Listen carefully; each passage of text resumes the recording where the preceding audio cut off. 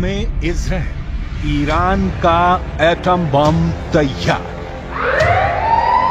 बातें और दावे तो बहुत दिनों से हो रहे हैं कि ईरान इजराइल से हमास चीफ इस्माइल हानिया के बदला जरूर लेगा, लेकिन हमास चीफ हानिया की हत्या के 16 दिन बाद भी ईरान ने इजराइल पर एक भी गोली अभी तक नहीं चलाई है। आखिर ईरान इतना ज्यादा वक्त इजराइल पर हमला करने में क्यों लगा रहा है? इस सवाल का एक जवाब ये है कि ईरान इजराइल पर बहुत बड़ा परमाणु हमला करना चाहता है ताकि इजराइल को दोबारा हमला करने का मौका ही न मिले। ईरान से जुड़े इस सनसनीखेज खबर ने इजराइल के होश उड़ा दिए हैं। प्रधानमंत्री नेतन्याहू से लेकर अमेरिकी राष्ट्रपति बाइडेन तक ईरान की एटमी तैयारी से भौचक्के रह गए हैं। इंटरनेशनल मीडिया में छन छन करा रही खबरों से पता चला है कि ईरान इजराइल पर बड़ा हमला करने से पहले एक जबरदस्त परमाणु धमाका करने जा रहा है ताकि इजराइल और उसके दोस्तों को साफ संदेश दिया जा सके कि अगर ईरान को इजराइल ने दूसरा गाजा बनाने की कोशिश की तो ईरान इजराइल को परमाणु बम की आग में भस्म कर देगा। जरा देखिए ईरान के परमाणु हमले को लेकर क्या तैयारियां चल रही हैं।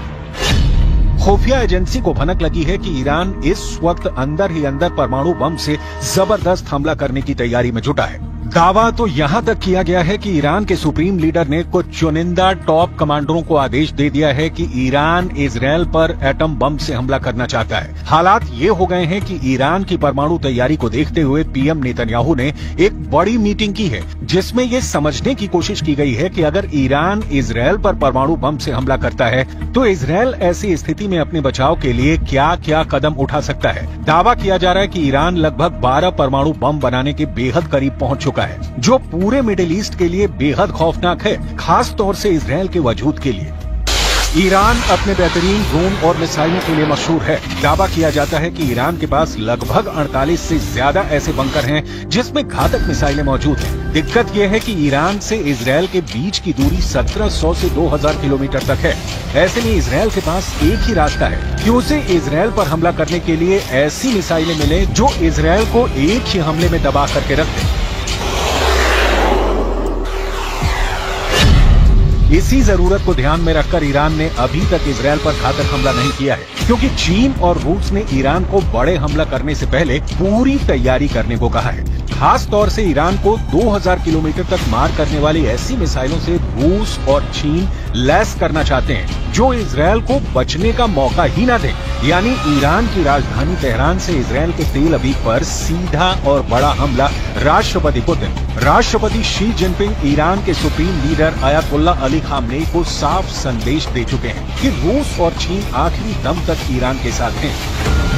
खबर है कि रूस ने अपने लड़ाकू परिवहन विमान से दर्जनों परमाणु क्षमता वाली मिसाइलें तेहरान पहुंचा दी हैं। दावा तो यहां तक किया जा रहा है कि अगर तेहरान ने इनमें से एक भी मिसाइल से इजराइल पर हमला किया तो इजराइल का विनाश कोई रोक नहीं सकता है।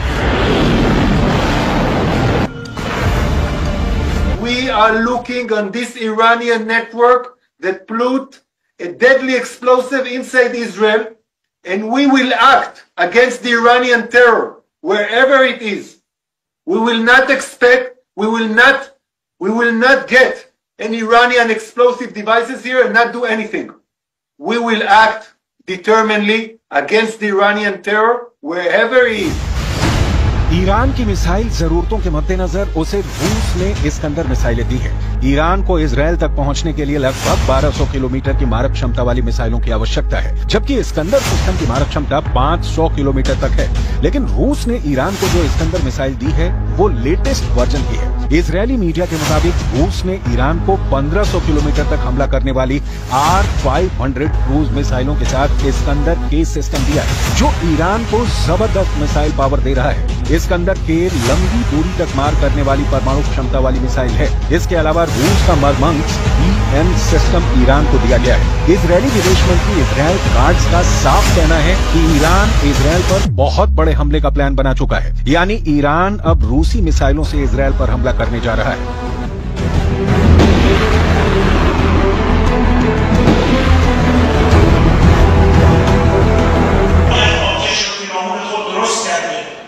و فکر میکنه که میتواند کشورها را با ترور دانشمندان هسته‌ای را در خیابان‌ها ترور کنند تا یک کشور از دستیابی به انرژی هسته‌ای باز بماند. این مضحک‌ترین استراتژی است برای دستیابی به یک هدف سیاسی.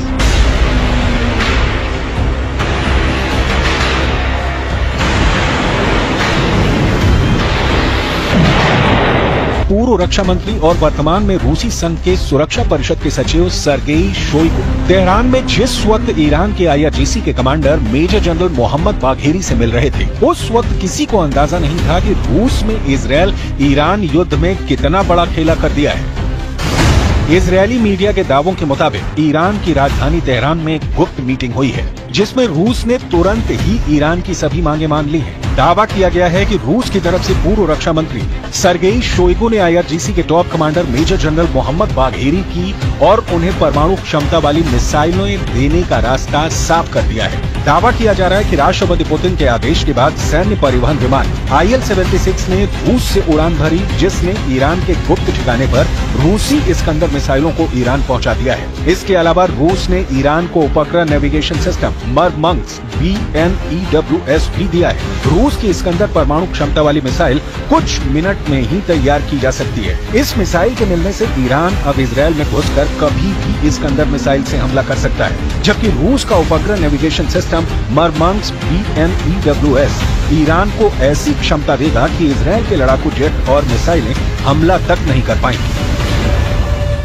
ईरान इस वक्त अपने परमाणु बंकर से मिसाइलों को तेजी से लेबनान और सीरिया में गुप्त ठिकानों तक पहुंचाने में जुटा है। IRGC के टॉप कमांडरों को साफ आदेश है कि कम से कम मूवमेंट की जाए, इजरायल के जासूसी नेटवर्क को चकमा देते हुए मिसाइलों को अड्डों पर पहुंचाया जाए। खबर तो ये भी है कि रूस के कुछ कमांडर गुप्त तरीके से ईरान की जबरदस्त मदद कर रहे हैं।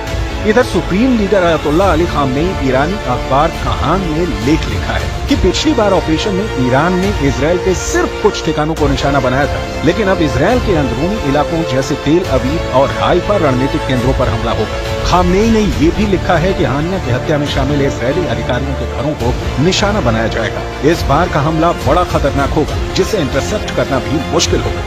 رژیم صهیونی جنایتکار و تروریست با این اقدام زمینه مجازات سختی را برای خود فراهم ساخت و خونخواهی او را که در حریم جمهوری اسلامی ایران به شهادت رسید وظیفه خود می‌دانیم.